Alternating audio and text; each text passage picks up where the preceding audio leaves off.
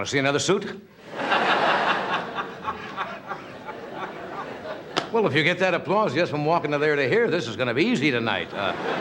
You sound in a good mood. It's Friday. This is The Tonight Show, the 90-minute program that entertains you 89 minutes longer than sex. Well, it sure do me. I don't know about you. You are a fashion plate, Tom? Doc is a fashion plate, but look what's happening. He's getting into your territory. That's in honor of the Masters. That's right. The Masters golf tournament's on. You know the winner gets the green jacket every year? I'm ready. You're ready for the old Masters, is what you're I shouldn't kid Tommy. He had a, whereas if I don't have any material, so I shall. Tommy had a very unhappy childhood. You see, when he was a baby, his mother left him in a basket in front of a mobile home. That's gotta hurt. We have a late report from the newsroom. Israel's Prime Minister Menachem Begin just ordered a new settlement built on Vanessa Redgrave. We'll have film at 11.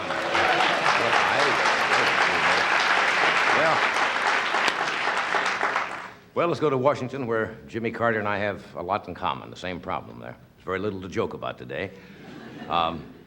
Carter has decided, you know all the controversy about the neutron bomb? It's that wonderful weapon that we may develop that kills all the people, but your home is left standing. And your patio is there, but you're dead. Anyway, he's given it a lot of thought, and he has decided to defer production because he doesn't want to end the world, you see, until after 1980, because it won't be popular. See, there's an election in 1980.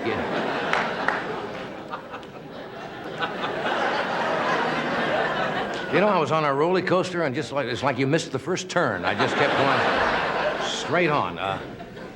Carter came out with an interesting statement yesterday, which I thought was fascinating and really apparently had given it a lot of thought. He said, now is the time to battle inflation. Now, he tells us. Haven't you known about that the past couple of years? The way Carter found out about inflation was on this recent trip he made overseas because all the countries were asking for foreign aid in Swiss francs.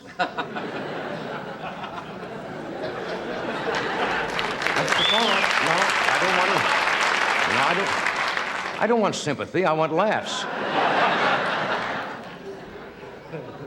But you can tell. What? Better take the sympathy. But I'll take this.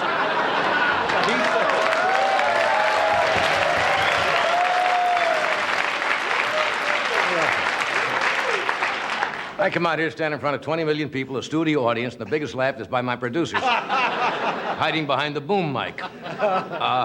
Anyway, politics is interesting. You see, the election is quite a ways off. Already the Republicans are blasting Carter for his policies, and they're having a series of fundraising dinners all over the country, the Republican Party. And last night, Gerald Ford criticized the Carter administration for his foreign policy. Ford says it was a shambles, the economic policy. And Ford just doesn't understand it. He said if the country wants a shambles, he would have stayed in office.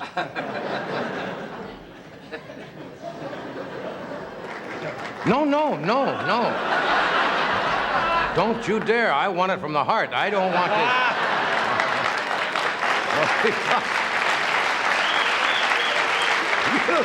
Okay. I'll say one thing. The Republican Party felt a little uncomfortable holding this fundraising dinner. It's the first time they've raised in years they've raised money legally. Ford, let me tell you some of the... Let me tell you some of the other things. No, ex-President Ford came out in favor of the neutron bomb with rather some interesting reasons. Ford said the neutron bomb is good for America. It would create jobs. And also, if you think about it, if we ever had to use it, it would create parking spaces. Almost there, almost. I had a roll there. I think Ford is getting ready to run again for 1980. Somebody asked him if he was going to make another try for the presidency, and he replied, if I'm good health. And then he knocked on wood with his head when he said it.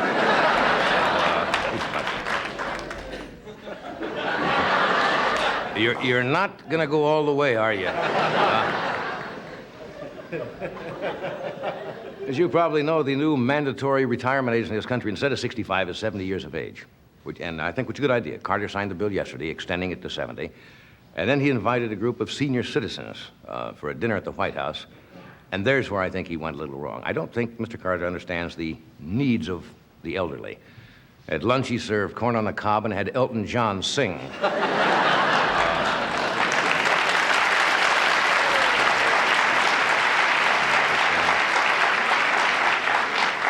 You see, all good things come to those who stand and can wait it out. Now, Walter Mondale, a name that you will probably remember, he's our vice president. He was out in Dubuque, Iowa, on behalf of local Democratic candidates, and Mondale visited an Iowa cornfield where he exchanged shop talk with a scarecrow while he was out there. Guess who had a birthday today? Thank you very much, Hagwala. California's Governor Jerry Brown. It was a big, important birthday. Turned 40 today. Now, you can tell Jerry is getting older. His alfalfa sprouts turn gray. Jerry said he didn't want any particular fanfare on his birthday. He was just planning a little affair with some intimate friends, and unfortunately, the state police couldn't promise security at the pony park. See, I think he's carrying this austerity program a little too far. Instead of a cake, he had a birthday Twinkie. One little can. But now that he's officially middle-aged, he's very excited because his dad gave him permission to take out Linda Ronstadt without a chaperone. He's an interesting man, Jerry Brown. Can you imagine Jerry Brown as president?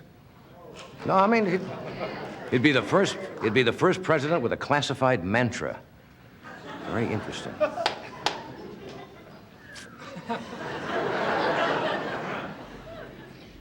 Classified mantra. Should have said that a little. Now, you know what an interesting contest would be? If Jerry Brown runs for president in 1980 against Ronald Reagan. Interesting matchup. Grecian formula versus Clearasil.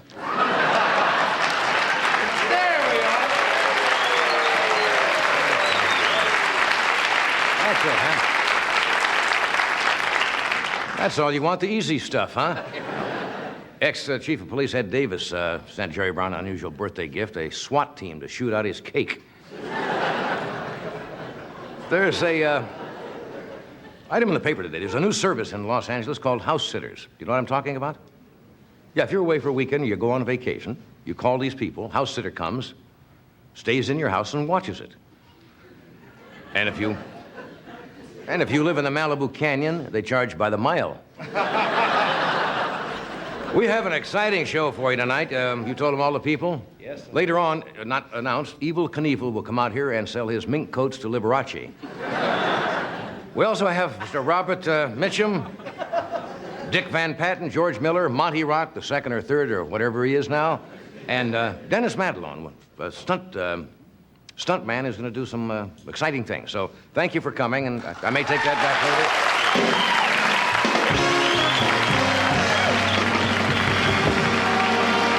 We'll be right back.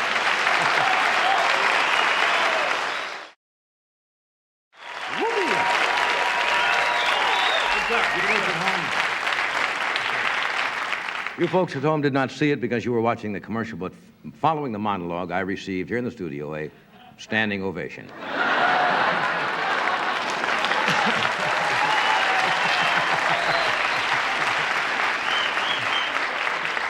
I don't lie very well, do I?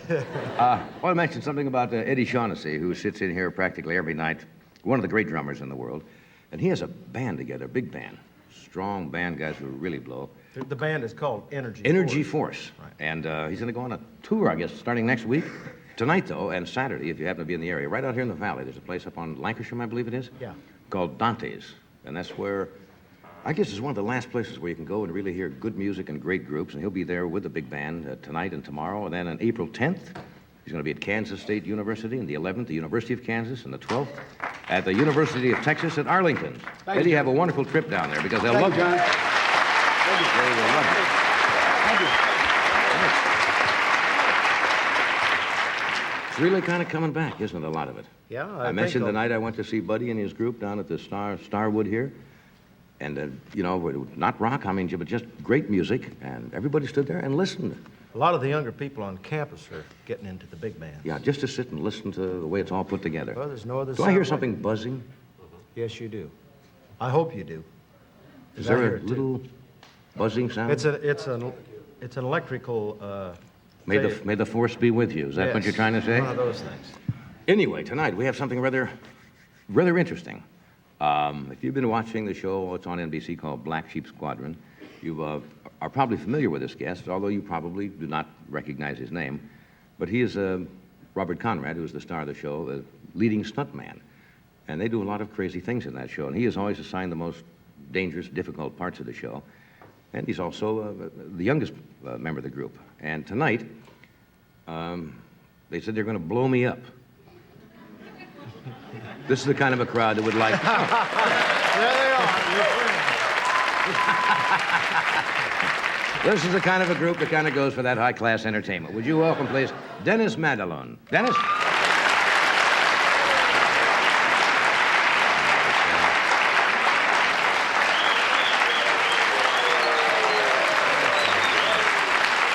Is there, all in black, is there, you know, black is synonymous with death. Is there something symbolic in the fact that stuntman walks around and, Oh, it's kind of a macho look, so. yeah? You got Wear black. says fly now on there? Yeah, I like to be in the air a lot, too. Yeah, I've met a lot of the stunt guys, and we've had some of them on the show before, and you lead a fascinating life, and I can see where a guy would like to do that, because it's really flirting with disaster a little bit, although most stunt people are really technicians and everything is fairly well planned, but there's always the possibility that it will not work, right? Yeah, well, I think what a stuntman is, he's got ability and skill. He's got to have a crash and burn type attitude. And it's just got to, it's all got to come together all into one stunt. But if something small goes wrong, a camera jams or a car doesn't spin right, you get hurt. When you say a crash and burn attitude, I assume you mean by that, look, that's one of the things that could happen, and you just can't, you got to put it back out of your mind. Yeah. How did you get into stunt work? Well, I came from New Jersey, Yeah? and my hometown. Well, it can be tough to exist there sometimes. And I went to South Plainfield High School, and I was an athlete, a football player, Right. a wrestler, a pole vaulter. And for some reason, I just felt that being a football player gave me the ability to hit the ground hard. Right, It gave me, being a pole vaulter gave me the feeling up in the air. right, And being a wrestler gave me speed, and it gave me the strength. yeah. So I added it together, and it spelled stuntman. So I said to myself, I don't want to work for a living. I'm going to be a stuntman. No, but that's hard work. That's Yeah. hard work. What's your specialty? We're going to show you some film clips in a moment yeah. of some of the things, because a lot of the guys do certain things. There are guys who are stunt drivers. There are guys who do high falls. There are guys who stage fights, et cetera, and so on. I'd have to say high falls. I specialize in high falls. I just did one on a movie called Avalanche starring Rock Hudson and Mia Farrow. Right. And I did a 80-footer off a ski lift, hanging. 80 foot. Yeah, the ski lift dropped, and I went 80 feet into 2 stacks of boxes under snow. So that kind of aired me out for a week. I couldn't eat pretzels. What, can I ask you what they pay you for? They pay us pretty well. Yeah. Well, that's more than I thought it was.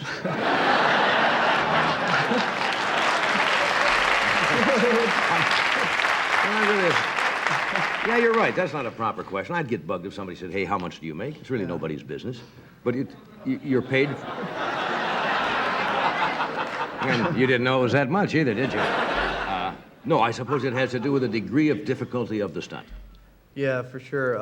I did a stunt about 2 years ago off a semi-truck, and I left the top of it at 35 miles an hour down a 20-foot cliff, doubling Cameron Mitchell in a movie called Viva Knievel, starring Evel Knievel. So I really got wiped out. Yeah. And I couldn't eat pretzels for a month. Have you broken bones? Have you had some injuries along the way? No, I didn't have any broken bones, but we're conditioned to take a lot of bruises, and that's what we get when we really sell out. Now, how'd you get in the union? Because you have to be a union member to do this, right? Yeah, that's a neat little story because about 4 years ago, after struggling for 2 years, I walked up into a 5-story building where they were doing a small production, one of those $10,000 films. Right. And I didn't have my guild card. So I opened up the door, and the secretary says, "You can't go in there." I said, "Well, I'm going in there." And I shut the door, and the producer says, "What are you doing here?" I said, "The secretary let me in." So that kind of got me a little in. And the producer says, "Well, what do you want?" I said, "Well, I'm a good double for the lead. I'm good friends with the actor," which I never even knew. And he says, "Well, fine. Give the secretary your guild card number." So I didn't have a guild card number. So he said, "Well, you know, that's it. Goodbye. You can't do it." Right. I said, "Well, I'm a nice guy. Give me a break." He said, "No way." So I left the office, and while I was leaving, the secretary went, So that really got me mad. So I went into the men's room on the 5th story, and I opened the window and climbed along the ledge outside, looking at these cars go by, and I just popped open the producer's window and dove in and crashed and rolled. And I said, "Give me a break. I want to be in showbiz." Climbed around on the ledge from the... Yeah, and all the producers hated me except for the only one Right. who was laughing, and he was the head producer, and he just wrote a letter right there, got me in the guild. So sometimes being crazy will pay off. I had to get gutsy. So all of you kids who want to get a show business, you go up to a 5th-story building, climb out on the ledge. And so we're going to come back, and then we're going to show you some pieces of film that you've done, and then you're going to try to teach me how to... What we're really going to do is something you normally see in, I suppose, action pictures, war pictures. Yeah.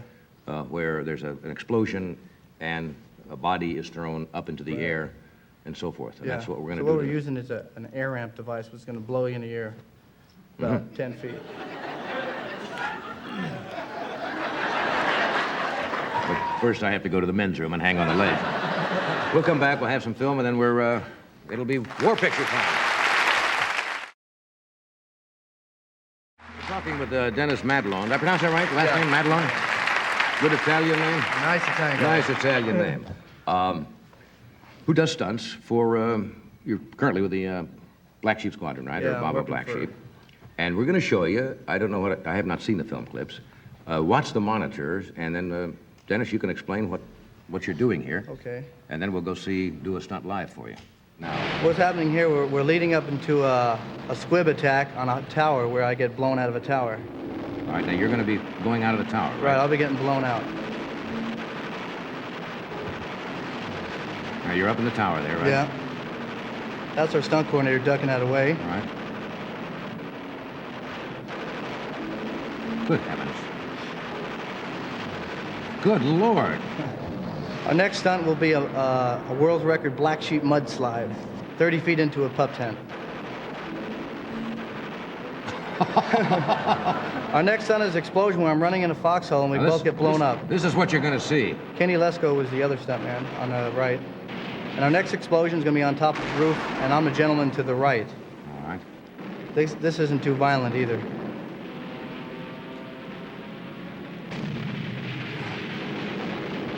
I couldn't eat pretzels for 2 I years don't- after that.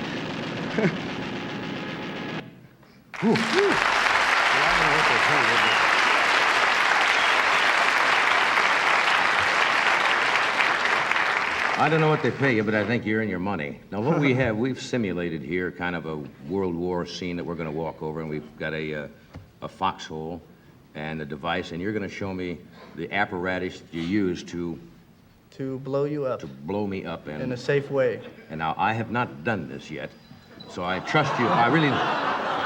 There you are, folks. Come on, look. Shall we walk over Let's do and... tell me... Now, we should explain. This is the foxhole, obviously, and there's a device back here. I don't know whether they can see it. It's, how does it work? This is an air ramp device, which is a modified air ramp built by Hal Needham, Stunts Unlimited. Right. And what it does, it has 1,800 pounds of pressure, which is really dangerous. But we knew that you were an athlete, so we know you can handle it. We're going to sit you on it, and we're going to sit you on it and pad you up a little on your elbows. Right. And And hopefully do a this good is, you explosion. see, these are not real rocks, folks, are they? These are, but this is what special effects can do. You see? One of the things. Well, can I take this off? Doc, give me a hand, will you?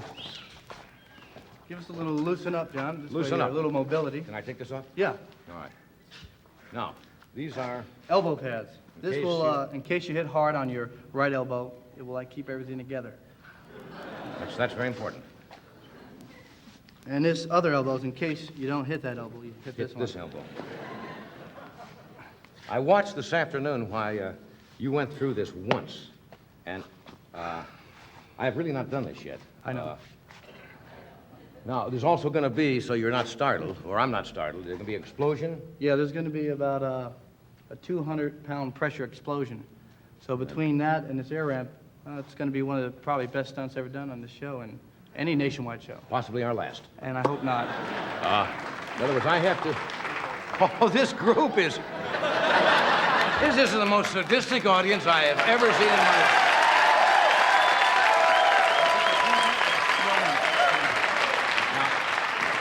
Now, they will not do anything until you tell me exactly when we're going to do it. Right. We're going to have a little countdown, but right now let's sit on the air ramp here. All right. Now you got to be sitting on this perfect, because if you're an inch off, well, forget that.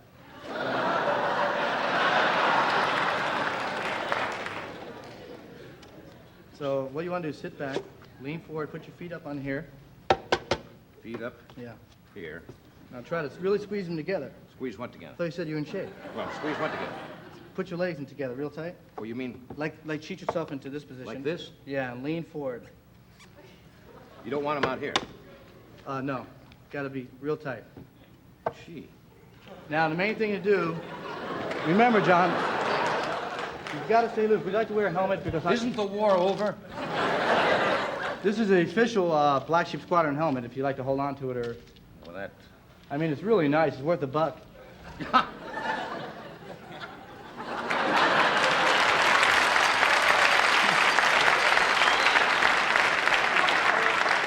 Now, we're fighting for all you folks back there at home, you know. All right, now what? The main thing is stay loose. Stay loose. Don't Put don't your try feet to- in tight. Lean forward. Am I far enough You've forward? got to lean forward. It's very important. This is really in the way. Okay, we won't use it. Now, am I far enough forward? Yeah. Okay. You got to really lean forward. Okay, now How what much we're going further to do, forward? about a half an inch. Like this? That's about right. Now think to yourself, stay loose, and it's not going to hurt much. At all.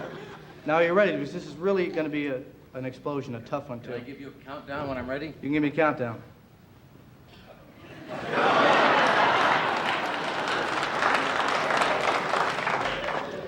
Is there any mail from home yet? I don't know why I'm nervous about this, but It's nothing to be nervous about. I don't know, not too many stunt guys got hurt doing this. Very few. Now, am I in the right position? You're in a perfect position. Just think of leaning forward. And when you're up there about 5 feet, 6 feet in the air, remember, you got to hit soft on the ground.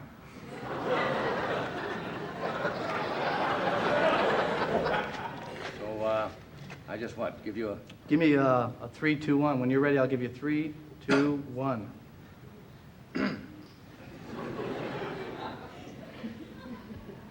You sure I won't come down and hit my... No. You'll never hit your knee. You'll never see it.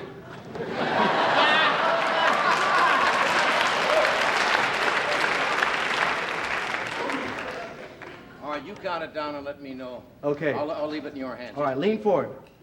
You got it. Like this? That's it. Head forward. Look up. Look toward that. Okay. 3, 2, 1.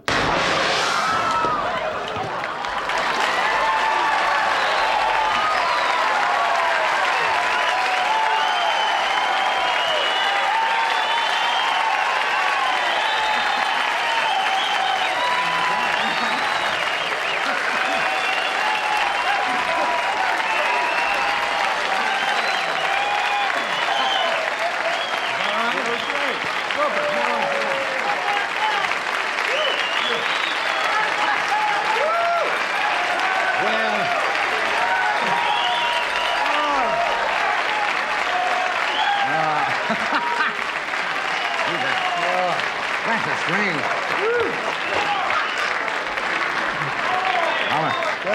The band is yelling one more time. They don't, That's a weird feeling. Because I didn't want to do that this afternoon because it would kind of ruin the fun of doing it, really, if you know exactly what it's like. Wow. But once you're up there, it's... you know, I was thinking so far so good when I was up here. That really gets That was you great, let me Wow. tell you. Not too many stuntmen can even hit it that good. You really got airborne. You sold it when you... Yeah. I thought that was great. How high can you... What would happen if you stood on that? That would... If we stand on it like we do on Black Sheep Squad, and we go about 20 feet. Can actually go... 15 feet high, 20 feet out. That's really sensational. Well, thank you for really being here. That's Okay.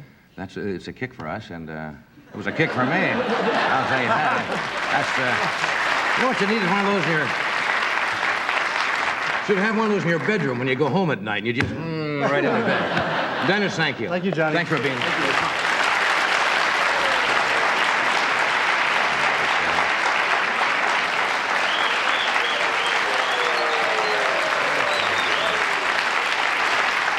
Gung-ho, troops.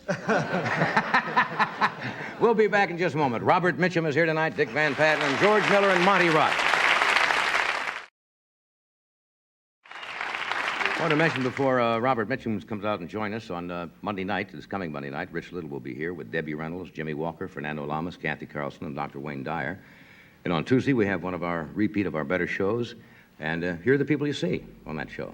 This was a good one. Cloris Leachman, Mr. Don Rickles, Ella Fitzgerald, and Dr. Lyndon Smith will also join us. So, Rich on Monday, and then the other show on Tuesday. Now, right now, here is a gentleman I have admired for many, many years. He has done so many pictures. He is one hell of an actor, and he's been doing it since, I guess, the early 40s, around 1943. And his most recent film is The Big Sleep. Would you welcome? He doesn't do shows often. Mr. Robert Mitchum.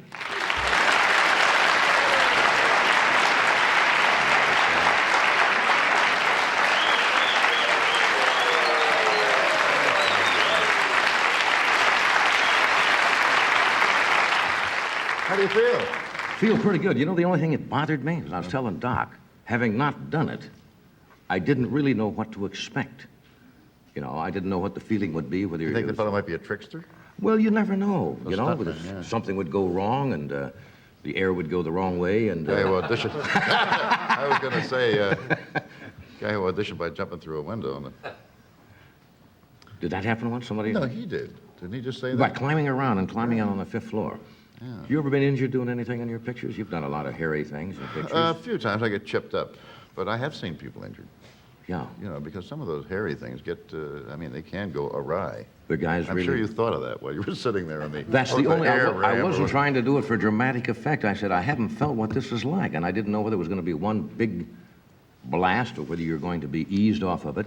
You were not eased off of it. You're gone right now. Hey, it's nice to have you here. We see each other out occasionally at various functions. I know you don't do television shows very often. Is it just something you don't particularly... You don't need it, obviously. Nobody asked me. Oh, come on now. No, it was really, it's always at the wrong time, you know. I mean, I have another plan for a Friday night or for a Thursday night. If I could choose the night myself, you know, in some future. Really? Sure. What's a good night for you? We have a lot of days open here. If you will, we can fill in your dance card the rest of the year, you know. I'll have to check it out. You're going to check it out. Yeah. I just found out the other day from my wife, Joanne, I didn't know this because you didn't live too far from us, and that you really kind of moved location out of Los Angeles, moved down to permanently in Santa Barbara, Montecito, yeah. and which We is a slipped away in the night. beautiful part of the country. Any particular reason? No, we were just, I thought I'd like to find a house that I could get away from, you know, because the other house, it was like living in the Bank of America, really. It was a big vault, and just the two of us. Right. And all the time I was away, I kept thinking about that house sitting there just grinding away, you know, and it defeated me. So Yeah. I thought I should get something a little easier to get away from. I don't remember really what this house looks like, as a matter of fact. Of course, the first thing you do is buy a smaller house, and then enlarge it. Yeah. Isn't that always the thing people say, you know, this is so big and we got to keep it up, and you work on location a lot, and I'm sure you said, well, look, we're away a lot. Then you'll buy a smaller place and say, we better add on, right? They've been hammering and thumping ever since we moved in there.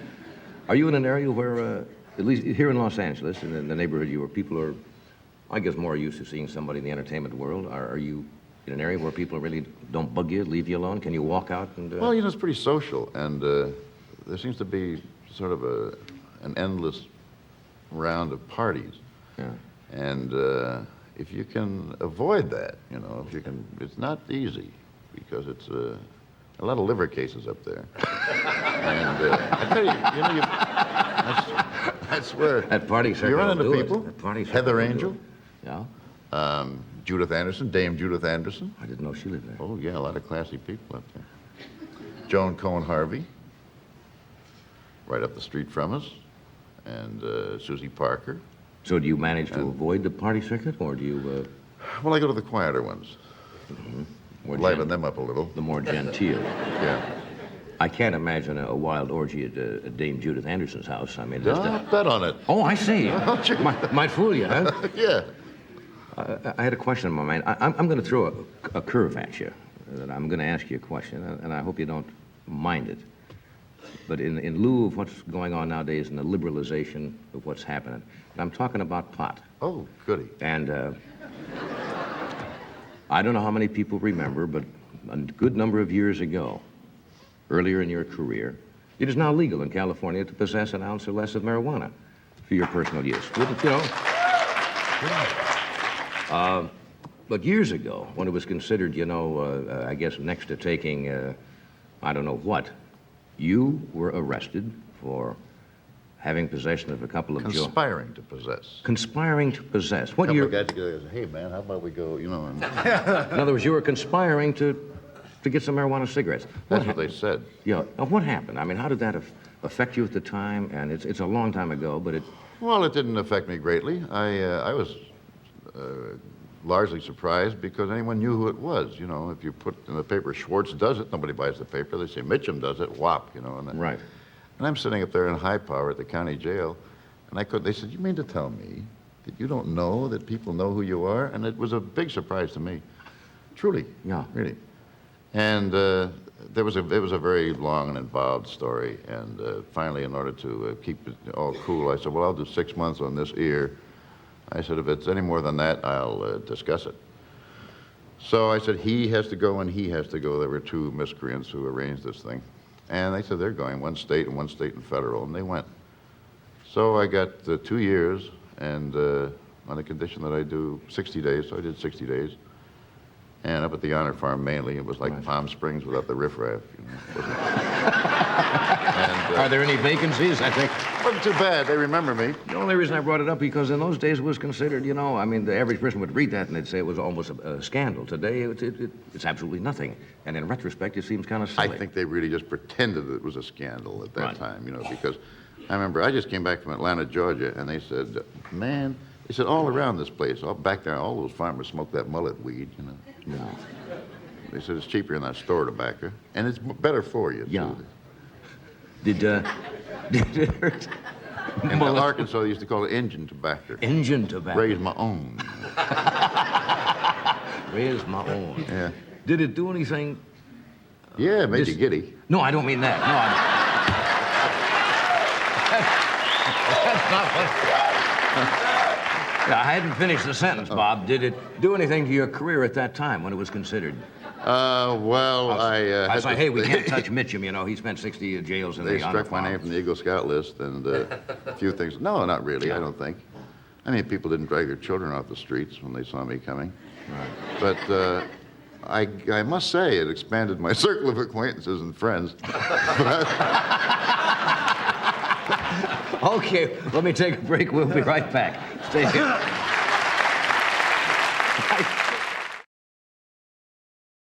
We're back. Thank Tom. We're talking Bob Mitchum. You did the Big Sleep current picture in London, did you Yes, not? we did. Yeah. London and environs. This is not the first time you played Philip Marlowe, is it? No, it's the second. Second time. They didn't even salvage the wardrobe from the first one. As a matter of fact, in the first picture, we were working down on the Queen Mary, and I'm standing out in the, whatever you call it, on a boat, ship, and I heard this voice saying, Michael, Michael, Michael, getting closer and closer, and it didn't affect me. So finally this man came and just looked at me, and he said, you're not Michael Caine. And I said, no. He said, well, I had a very strange sense of deja vu because he was making a film right outside this very stateroom in that very suit. And I said, did he tell you who the suit was made for? And he said, I believe it was Victor Mature. And I said, right there, Vic Mature. They hadn't even cleaned the suit. So this one, it was really the same suit. Mike Caine and I were... So in this one, they sort of, cleaned Marlowe up, and I think the producers, the director's relative, he has a relative who's in the tailoring business, and so he's very quick. Got a nice suit out of it, then, huh? Well, yeah, a couple, but the stand-in wound up with most of them. But I think it was kind of fun. We felt, or Michael felt at least, I didn't know much about Raymond Chandler, and Michael felt that it would play, that sort of moral suasion of Marlowe's would play just as well in London as it does in Los Angeles. I think a lot of people missed the sort of the old L.A. Ambiance, but mine not to question. Yeah. Mine to do it and collect. I get the feeling sometimes that you, and I may be wrong on this, you feel uncomfortable with the fact that you're an actor as a profession. I know I've had actors say that before. Isn't this a silly profession for grown-up males that you go out and play fantasy or something? It's not at all uncomfortable when you're doing it, but when you're talking about it. When I hear people delineating, the mystique of acting, and I have to keep hammering myself in the head, especially movie acting, and I have to keep reminding myself that one of the greatest movie stars that ever lived was Rin Tin Tin, and that was a mother dog. So, I mean, it can't be too tough, George Burns took the... George Burns one night was discussing it, and without going into all, as you say, where they dissect the acting ability, and George says it's very easy to be an actor. He says if you knock on the door and somebody says, come in, and you go in, he says, you're a good actor. He says, if they come in, he says, and you stand out in the hall, he says, that's not good acting. Right. He says, it's that simple. You listen to what somebody says, and then you do. That's about it. Or react to what they have said, and try not to bump into the furniture, I guess. That's about it. I learned, when I first started with Bill Boyd and the old Hopalong Cassidy's, I learned that as long as I stayed away from Bill Boyd, if I was, a good distance from the star, then when they came in on a sort of a medium close-up, I could be goofing off back here because I'm not in the shot. And I've tried to maintain that all the way through. Unfortunately, you look at a script and say, how many days off do I get? No, truly, And I looked at this thing, and I thought, here's Sarah Miles, Candy Clark, Richard Boone, Jimmy Stewart, Sir John Mills, Eddie Fox, and on and on and on. I thought, well, those people have got a lot to do. I'll probably get a lot of time off. It hadn't occurred to me, stupid, that I worked with every single one of them. And I worked every day. And you were in every scene. That's right. So no time off. No way. They have a little surprise in England that they call an extended day. I remember the first time I worked in the summertime, and it gets, it stays light very late in those latitudes. And it was about, I guess about 9 o'clock in the evening. And I said, haven't we been at this for some time? And they said, haven't you been informed that this is an extended day? An extended day? I said, extended day? And it just goes on. You work from 7 o'clock in the morning until you can't see. That's it. You did? Well, people ask me how come they did it in England. I said, they did it in England. Why they did Philip Marlowe in England. I said, it's probably the last English-speaking stronghold of industrial slavery. So, extended day. Extended day. That wasn't in the contract. It didn't say anything about extended day. It will be in the next one, I think.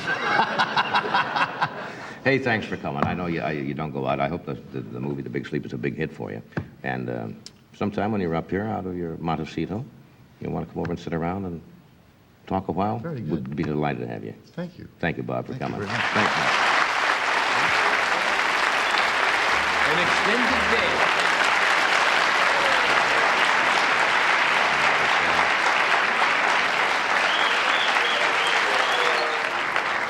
He's a nice man.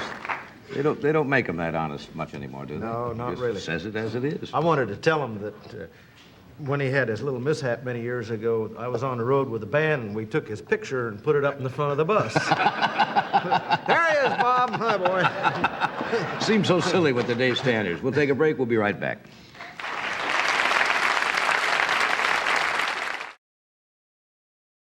You all know this next gentleman, I'm sure, very well. Dick Van Patten is such a fine actor and was in a show that is a very hot show on television called 8 is Enough, which is on Wednesday nights at 8 p.m. And after being an actor for some 40 years, The power of television has now made him a household word. That explosion. That explosion affected my mouth. Would you welcome Dick Van Patten?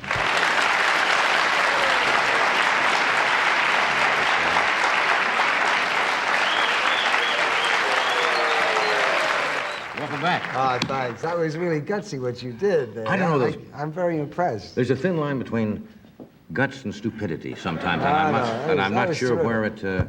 You're like Dick Van Dyke. He's very physical. He'll Dick do all those. Dick You and likes Dick to try remind those me of- things. Yeah, I want he to at would do least that try too. it once. And you assume when you're working with people of that caliber who are professionals, Yeah.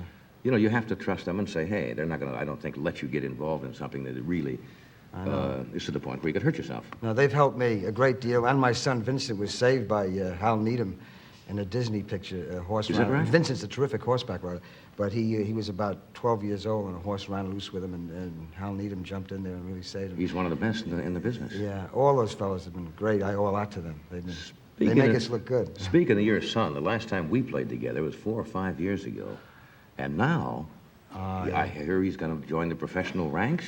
Yeah, he's come a long way, John. Oh. He's really doing very What well. is he, 20 now? He's 20 years old. He's out of the juniors. He's ranked number 2 in California. He's had some big wins. About 3 weeks ago in Palm Springs in the James Franciscus tournament for the retarded of the desert.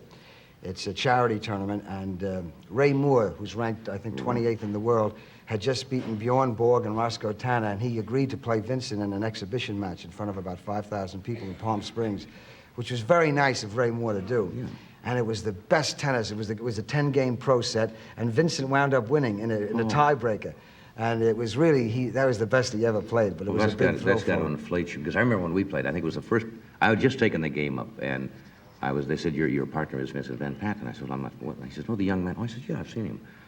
And I went out, and when I saw him play, I said, we got a lock on this thing. I said, this kid is a ringer.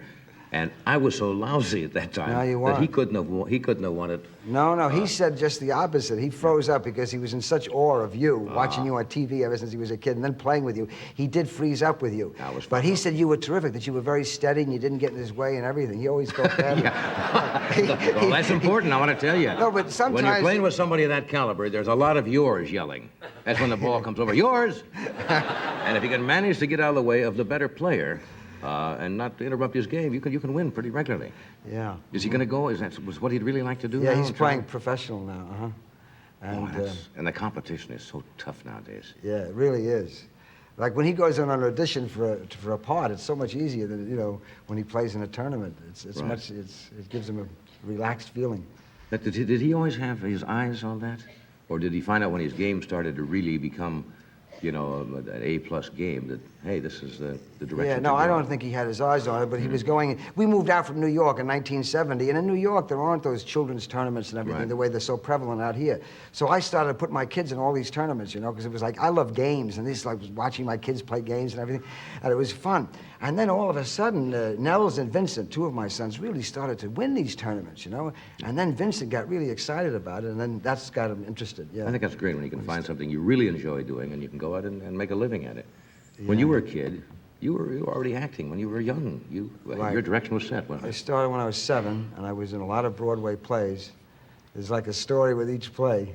Some very disillusioning things happen, and some exciting things and fun things. Did it ever occur to you to say, this is not for me when things were going badly? No, I didn't know anything else. That's all I knew. There was no television then. There was just acting, and my mother and father put me in the theater, and I went from one show to another.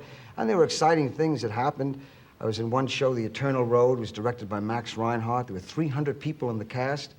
They tore out the whole orchestra of the Manhattan Opera House. It was on 34th Street. Right. And Norman Belgetti's designed the set. He built a whole mountain. And and I remember, and this was in How old were Equity. you then? I was 7 years old then. And I played Isaac in the play. And Equity, in those days, the laws weren't as strong as they are now. And the night before we opened, I got to the theater at 11 o'clock in the morning, and we rehearsed. I'm not exaggerating.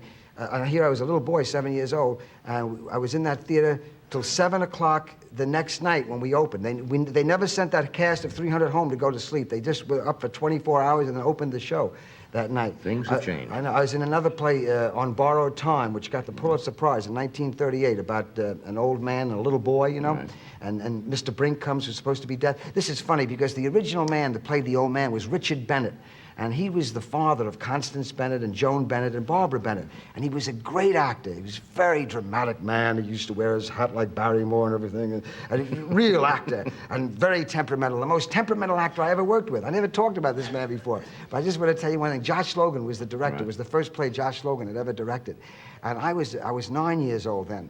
And I would go to the rehearsals every day, and I would sit at the rehearsals. In the meantime, my family was sort of religious. I was always taught as a kid that if you ever hear the Lord's name in vain, you must always bow your head like that. And I knew, you know, and I always did that.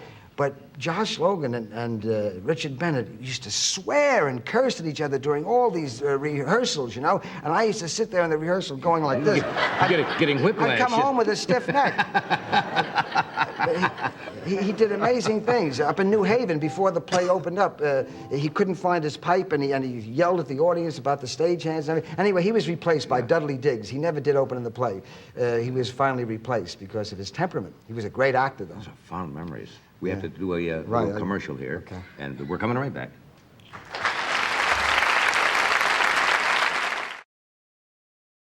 We're back. We're talking to Dick Van Patten. Dick, don't you find the power of television amazing? You've spent all of your career since you were a child in the theater, played hundreds and hundreds of different plays, and then television comes along, and that tremendous millions and millions of people all of a sudden, and you have that worldwide recognition that we would never get really from Broadway, from a mass No, I know. audience. I appreciate it, too. I really do. I think I'm very lucky. Because I feel, I'll tell you that I feel that back in New York, I did a lot of things that were really tough and very good. And I don't think I ever got I was sort of taken for granted, taken lightly back there. Out here, you'll do 1/10 of what you did back, and everybody makes a big fuss, and they say, gee, that was wonderful. There's much more appreciation out of here. And yet you wish that people had seen you when you were in things that you really felt were great. And the pay out here is much better. I always felt like, no, really, the actors back in New York, I always felt like it was underpaid, you know? Yeah. So I'm very happy. You kind of go out occasionally, or want to go out, which I assume you will, like George C. Scott. A lot of actors sometimes who have done motion pictures and television go out because they want to get back in the theater feeling and have that contact. You miss it that much, or did you have it after all? No, I'm in the minority there. I know most actors say they do, but I've had it. I'd have no desire to go back to the theater at all. I was in 27 plays on Broadway, and I just enjoy it out here much more. It's more fun, you know. You do a different show each week instead of the same part every night. I mean, I was in That's some a discipline. shows. That's a terribly disciplined existence, isn't it? Going out there for maybe 1,000 performances, having to say the same line, say it pretty much the same way, because you can't really play around with it too much because you have other actors who have to respond. I was in one play on Mistress Mind with the Lunts for 4 years. I was in that. I was getting punchy by the end of the fourth year, yeah. I was 16, 17, 18, and 19. And, you know, I spent 4 years in doing that, and it was a long part. And I remember, you know, I always appreciate, I've never left a job in my life, but I remember when that was about to close, I was sort of happy, you know. Now, how many performances? And I hate actors that do that, because I think you should be grateful that you're working, but... Right. How many performances would that be? Oh, I guess, what, about 1,500 or something? Saying those same lines every night. Yeah. On matinee days, I used to go, I was only a kid. You want to hear a funny thing that I did? When I was with her on Mistress Mine, we were at the Empire Theater, which was on 41st Street. So on matinee days, I was just a kid. There was not much to do at night. So on matinee days, between the matinee and the evening performance, I used to go around the corner to Hubert's Museum. Is that what they had, the flea circus? They had the flea circus, and they had a freak show. Now they don't call them freak shows, they call them very special people shows or something. Right. But, anyway, I got to know all these very special people very well. And, Very special people shows. Yeah. And there was one act I saw. This was sort of a sad story. I never told anybody before. But I was down at Hubert's Museum. I used to go every other week, and you know, because they would change the bill every other week. And I was down there, and I'm watching the show. But then they had an extra show down there. This man came out, and he said, "Now we have an extra show here. This is an extra 50 cents." And he said, "We have the only living hermaphrodite on exhibition today." Now I'll change the name of the hermaphrodite. All right. But we'll make her name Johnny Joanna or something. He said, we have the only living hermaphrodite. You don't have the last name of my wife? Oh, Joanna. Well, I mean, I'm That's changing okay, things. I mean. That wasn't the name of this hermaphrodite. But How about Sally Paul? All right, Sally Paul. He said that we have the only living hermaphrodite at exhibition today, Sally Paul. And he said, this is an extra $50. He said, however, it's a law in New York State. He said that we cannot exhibit a real hermaphrodite in front of a mixed audience. So what we're going to do, as you come in, there will be a curtain and there will be a partition. I want all the men to stand on one side and all the women to stand on the other side, which was a lot of baloney. There were no women there. They were all a bunch of old degenerate guys, coming. So, but they say this to, make you excited and everything. Well, I was 16 years old, and I'm thinking, gee, this is unbelievable. A half man, half woman? I never heard of such a thing. So I went in, and I stand on the other side of the curtain with all these old guys, and all of a sudden this, what was Sally Paul? Whatever. Sally Paul comes out. And it stands on the stage, and it's dressed in this silly outfit. And Sally Paul had a very French accent.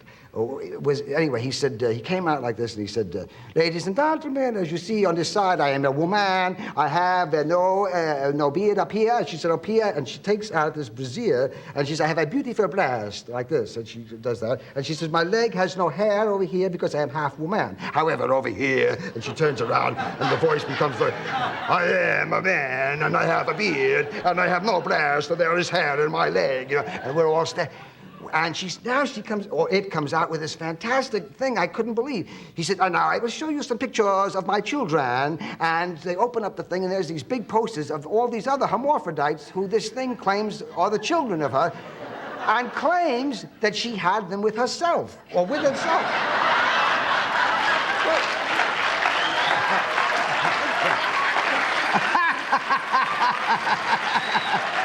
I couldn't believe it. Yeah, but you see, I couldn't believe there's a it. great advantage there. Well, I leave. I leave. Because if you ever get divorced, you pay yourself alimony. You see. I leave the place. Weird. I really know the way a kid is when you see something fascinating, it lingers with you for days, and I couldn't get over this Sally Paul, half man, half woman, having children with itself. And I was amazed, and I would think about it. Well, then about 2 weeks later, between matinees, I go to the New Amsterdam Theater, to the movie theater between shows. And I'm sitting up in the theater. It was a real crummy theater and everything. I'm sitting up there. And all of a sudden, in the meantime, my father knew that I used to go to the movies in between shows. Right. And because he always worried, he said to me, he said, listen, Dick, I was 16 years old. I said, I want to tell you, you can go to those movies if you want, but if anything ever happens, if you ever feel anybody get fresh or anything like that, he says, don't get into a fight, don't yell. He said, just be very firm and just say very clearly and very firmly, stop what you're doing. And he said, they will do that, they will go away, and that will be it. Don't make a big scene. Right. Well, I had always remembered, nothing had ever happened to me, but I always remember what my father said to do if anything did. Well, I'm sitting at the New Amsterdam Theater. All of a sudden, I'm watching the movie, and I feel a hand on my knee. So I remember what my father told me. Be very loud, very clear, get your hand off my knee. So, but before you do it, you're so shocked that you don't say it right away. So I'm just about to say that. I look around, who do you think it is? Sally Paul, the hermaphrodite. I couldn't believe it. I can't yell to a star. I don't. A star. But I was so disillusioned. So I just got up and I left the theater. But anyway, I don't think Sally Paul was really a hermaphrodite. I think that was a point. That's hysterical. That's a funny story. We'll take a break. We'll be right back.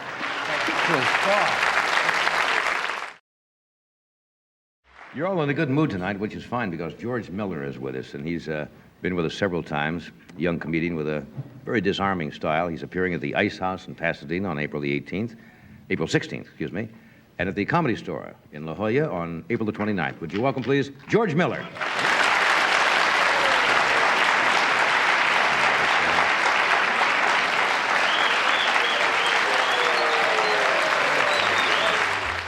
Thank you very much. How are you tonight? Oh, I am too. Where y'all from? Oh, me too. What a coincidence.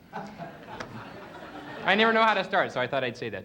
No, as I've said many times before on the show, I am from Seattle, up in Washington, and I grew up in Seattle. I used to think of myself, I know I don't look like it, as Mr. Swinger, kind of a man about town.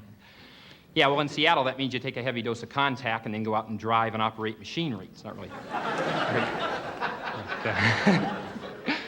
I went to school in Seattle. I attended the University of Washington, a wonderful school. I majored in registration. And please, I don't want sympathy. Yeah, I was just there for 2 quarters, and then I had to leave. There was some confusion about a grade point average. But the kid I remember in college, I've talked about him before, I knew him all my life, was David Felch. And he was like, when he was in first grade, he was like 400 pounds. He's like 6 years old and weighed about 400. And you know how mean other kids can be? Fatty, 2x4, can't get through the kitchen door. Which is not only mean, it was also inaccurate. Obviously, been through the kitchen door thousands of times. So I see him again at the University of Washington. This time he's blossomed. He's like 600 pounds, and they were calling Believe It or Not and all that, you know. And then he went on one of those crash diets, and he lost, I think it was like 411 pounds in 1 year. Can you believe that? There's now a shopping center where his butt used to be.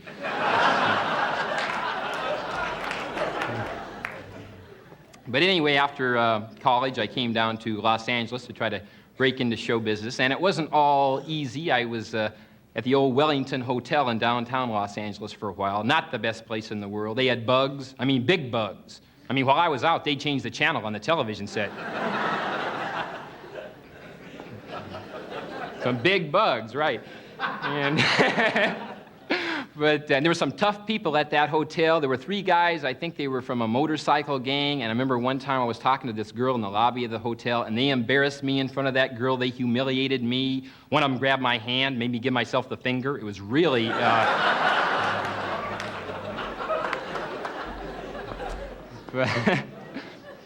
The first meal I ever had in Los Angeles was at the Wellington Hotel coffee shop, and maybe this has happened to you people too.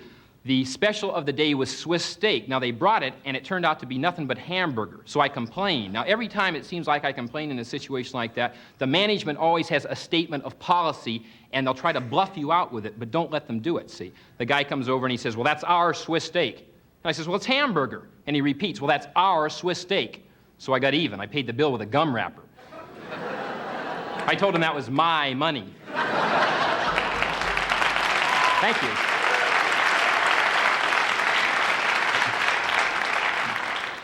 That was in what I call the old days, you know, and we were going around, this friend and I, to a lot of showcases and trying to get discovered, and I was trying to do impressions, which I never could do, so then I would do takeoffs instead of impressions on famous people, and I still do them once in a while, like, do you ever get the feeling that maybe sometime Tom Snyder will use up the whole tomorrow show with one question? It's like, how do you feel about this particular group of people? Do you like them? Do you root for them? Have you known them a long time? Do they keep in touch? Do they call you? Do you call them? Do they like Buttermilk?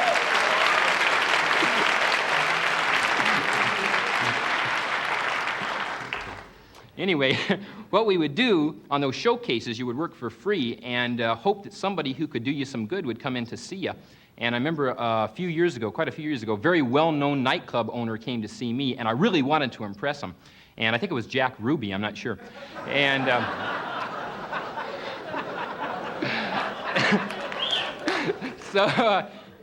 anyway, just more recently, you're always on the lookout for people to spot you. More recently, there was a guy who was the producer from James at 16. He was in, and it was a little bit awkward talking with him because I'd only seen the show one time, and maybe you saw this particular episode. James had met this kid, and the kid had jet-set parents, so he's flying James all around, and they're staying at these posh hotels. And it's like they're teenagers, and they've got a lot of money, but they're not doing any drugs, see? That's to remind us that it's fiction. I first learned about drugs in Seattle in high school. We had a wonderful English teacher, Mr. Abrams, and then Mr. Abrams got hooked on downers, and after that he couldn't function. It was like I before E except after Reds. It was really...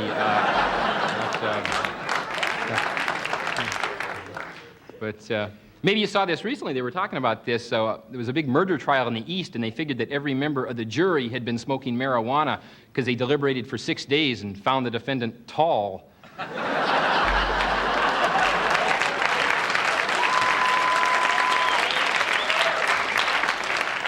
So they were pretty sure that, but things have been better for me the last couple of years, and I just recently got a car. It's an XKE, which I think is a pretty good license number for a 65 Nova. But I really enjoyed telling you about it. Thank you very much. Thanks a lot.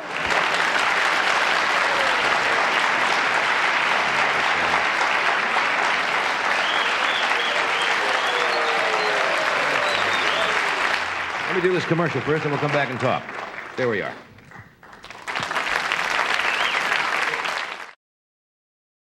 We're back. Talking with George Miller. As usual. As usual, you come up with some good, fresh insights there. That's nice to hear. Thank you. Can I ask you a question that Sure, I forgot ask to me do anything. on the last show? I have to do this because it always wrinkles. I read this article. This was a few months ago, and I forgot to do this.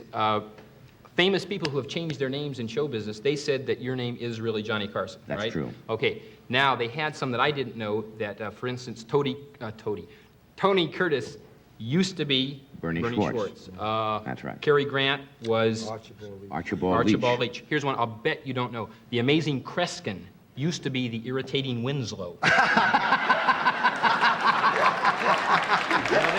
That went through me. I would have lost on that. I didn't know that. The I didn't know irritating anything. Winslow. He's still irritating, but now it's Still Kreskin, irritating, but yeah. he's amazing.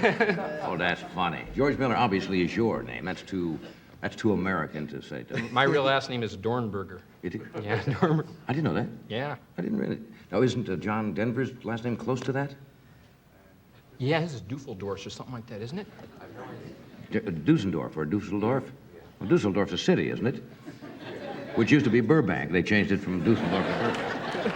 Yeah. Things are going real good there for you. aren't Really, they? Paul Anka saw me on your show and took me with him into Caesar's Palace in Las Vegas. That's and good. it was a very, very nice engagement. Yeah. Got a pretty good review and stuff, so yeah, that was great. Hey, when you're first starting, you're playing all the little places and the little clubs, you know, and all of a sudden you're making $50, $75, and then all of a sudden the salary Yeah. jumps very quickly. I like it. Yeah. You like that? Yeah. Have you? How do you handle that? Did you go out and buy something? Well, Say, hey, I finally can buy that watch. I want to buy that car, or whatever. well, I'm still kind of wondering if it's going to keep up, so I've been Yeah. saving quite a bit. Uh-huh. Yeah, I've been saving. Yeah. Somebody said you bought some mail, or is that? Oh, I brought a letter. Yeah, I brought a somebody letter. mentioned that. I Hang don't know on. whether it's a fan letter or. Oh, no, this is the thing. People, they always say, well, where do you get your material? I'm like you. Sometimes I look in the paper, and it just almost writes itself. That's right. And this is a thing. Dear Abby, a lady wrote into Dear Abby. This was about 2 weeks ago in the LA Times. Maybe you saw this. Dear Abby, a clever start. We have 2 sons. Both are married with lovely families. When we go to their homes, we don't see even one photograph of Dad and me in sight. We've gone to the trouble and expense of having our pictures taken at a good studio. We've even had them enlarged and framed, but apparently they are stored away in some closet. Am I wrong to feel hurt? And it's signed Hidden Pictures. She writes back, Dear Hidden, you should not feel hurt at all. No slight is intended here. You and Dad are probably both just extremely ugly.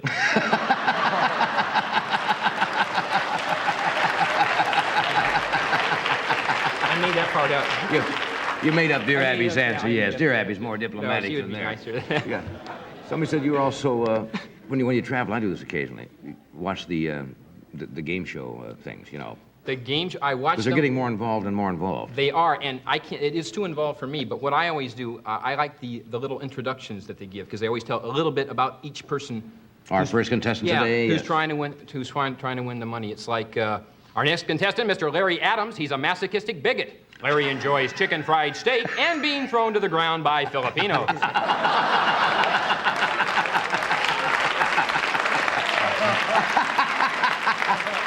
Just once, if they would do that, it would make it all worthwhile, wouldn't it? Some crazy. Can you hear Johnny Olson doing that? And enjoys being thrown to the ground.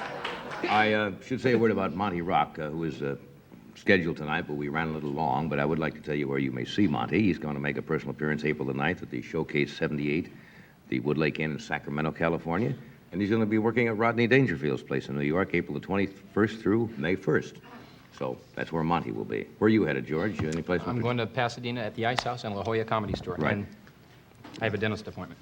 Dick, which you'll probably cancel, as we usually do.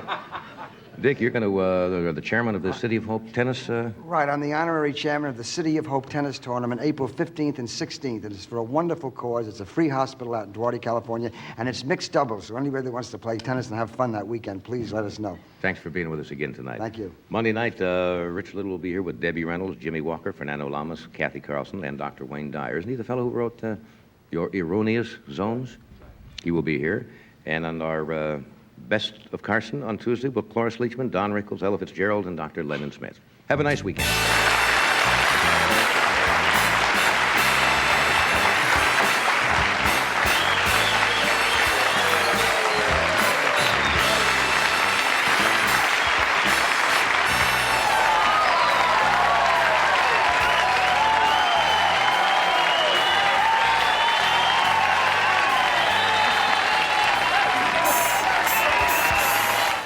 I'm humbled by that applause.